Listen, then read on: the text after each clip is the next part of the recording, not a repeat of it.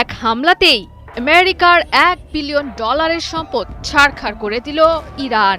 IRGC আঘাত হেনেছে মধ্যপ্রাচ্যের শক্তির প্রতি খ্যাত কাতারের আল উদেইদ বিমান ঘাঁটিতে, ধ্বংস করে দিয়েছে 2013 সালে স্থাপিত উচ্চ ক্ষমতা সম্পন্ন অত্যাধুনিক মার্কিন রাডার, যেটি ছিল যুক্তরাষ্ট্রের আকাশ প্রতিরক্ষা ব্যবস্থার গুরুত্বপূর্ণ অংশ।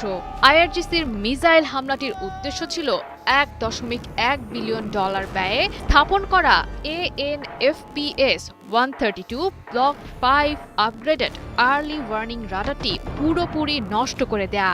বলা হচ্ছে এই রাডারটি সতর্ক প্রহরীর মতো 5000 কিলোমিটার দূরের শত্রুর ছায়াও শনাক্ত করতে সক্ষম ছিল।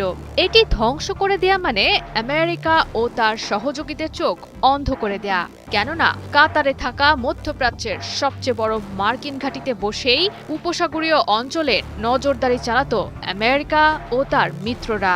রাডারটি ধ্বংস হওয়ার কারণে এখন ইরানের ক্ষেপণাস্ত্র শনাক্ত করতে হিমশিম খাবে যুদ্ধবাজ ট্রাম্পের সেনারা। আগের তুলনায় বেশি সময় লাগবে মার্কিন সেনাদের পাল্টা আঘাত হানতেও। নড়বড় হয়ে গেছে উপসাগরীয় অঞ্চলে মার্কিন নজরদারির কার্যক্রম। ফলে ভবিষ্যৎ হামলা চালানোর ক্ষেত্রে বাড়তি সুবিধা পাবে ইরানের অকুতভয় সেনারা।